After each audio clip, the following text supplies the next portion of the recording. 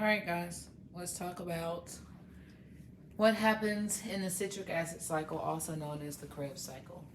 So, we ended last time with glycolysis.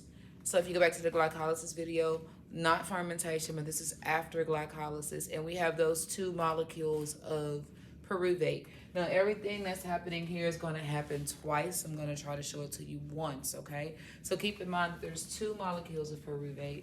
So they will both enter the mitochondria, into the mitochondria matrix. This is the matrix of the mitochondria.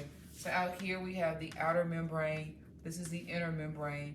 In here is the intermembrane space, and the intermembrane space is extremely important in the mitochondria because it becomes an area where protons build up, which build up that proton gradient, which will help drive the ATP synthesis and ultimately leading to chemiosmosis. So the whole process of the Krebs cycle is going to happen in the matrix of the mitochondria. Now, the Krebs cycle requires two molecules to get going. One of them is oxaloacetate, and oxaloacetate will be regenerated because this is a cycle. So oxaloacetate will be regenerated, but the key to the Krebs cycle there is acetyl coenzyme A. We are not going to talk about the enzymes in Krebs cycle. There's just too many. We're going to look at strictly the substrates and the intermediate products and energy molecules that are produced here. So, when pyruvate enters the matrix of the mitochondria, the first thing that has to happen is pyruvate has to undergo oxidation. And so pyruvate is oxidized by reducing nicotinamide. So nicotinamide undergoes reduction, and that allows pyruvate to be oxidized. So here we're going to have one molecule of nicotinamide that is reduced per pyruvate. So that means this is going to happen twice.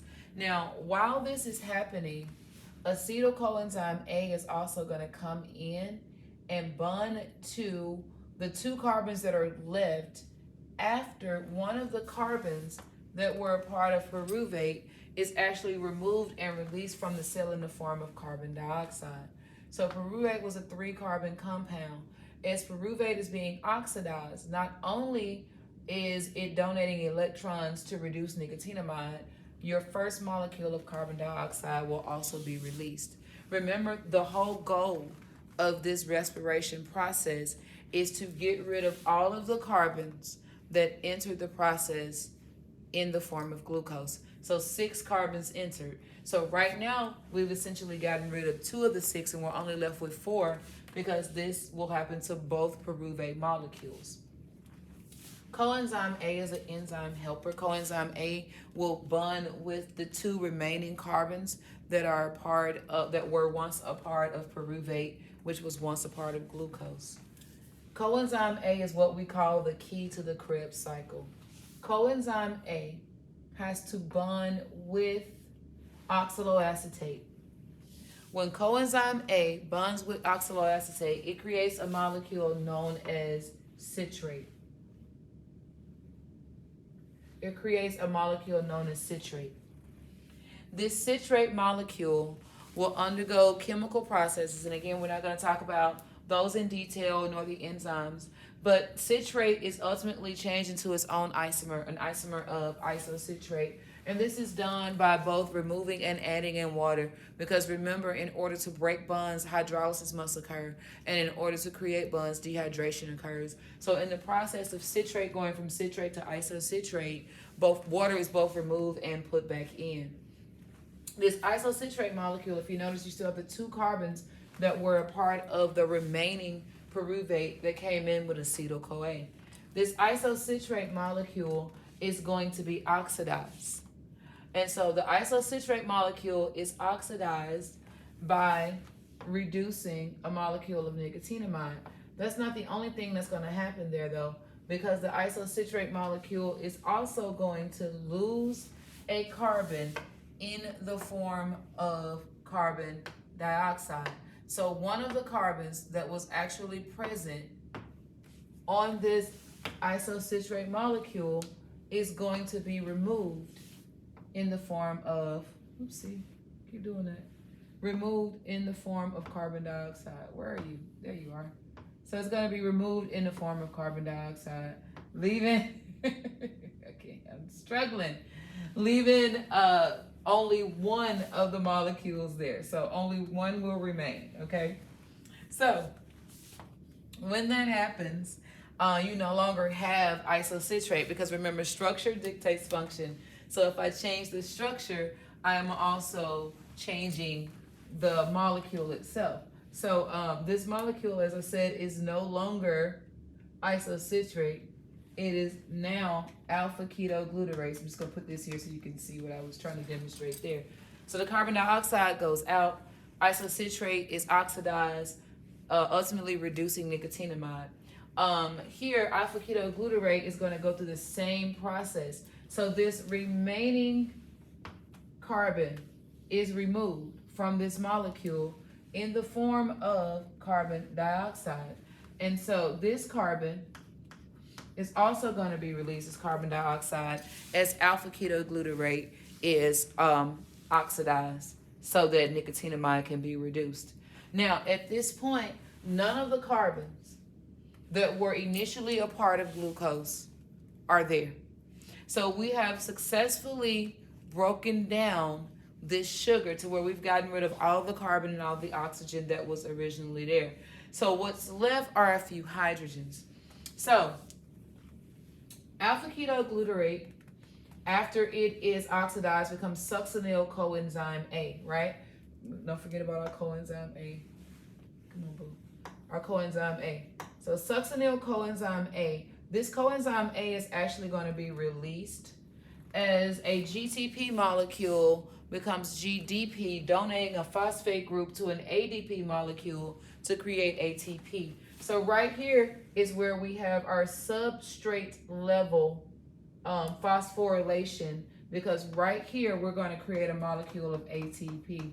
And again, this is called substrate level phosphorylation because this phosphate is coming from that GTP molecule. When that happens, the coenzyme A is released from the succinyl CoA. Then what you have left is called succinate. Succinate will be oxidized, and the oxidation of succinate leads to the reduction of fat. And so both of the hydrogens, if you notice, whenever when you reduce NAD, you have a proton, but both hydrogens are attached to fat, so fat becomes FADH2. When succinate is oxidized, it becomes fumarate, water goes in, fumarate becomes malate, and then malate is oxidized to produce a molecule of oxaloacetate all over again. Remember, our goal was not only to break down the sugar completely. We want complete degradation of the sugar, and we needed to harvest those protons and the hydrogen molecules with their electrons, but we also needed to regenerate that oxaloacetate so that this cycle can happen over and over again, because it is the Krebs or the citric acid cycle. So our starting molecule, which is oxaloacetate, does have to be regenerated, okay? So at the end of the Krebs cycle, what have we created?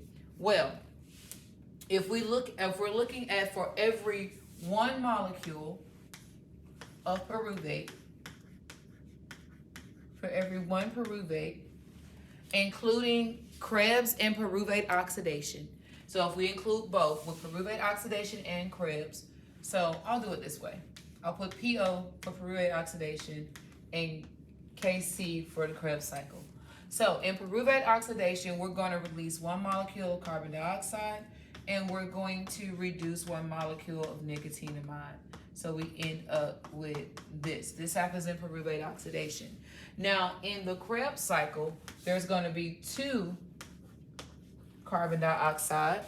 We're also going to end up with 2 ATP. We're going to end up with 2, and I said per.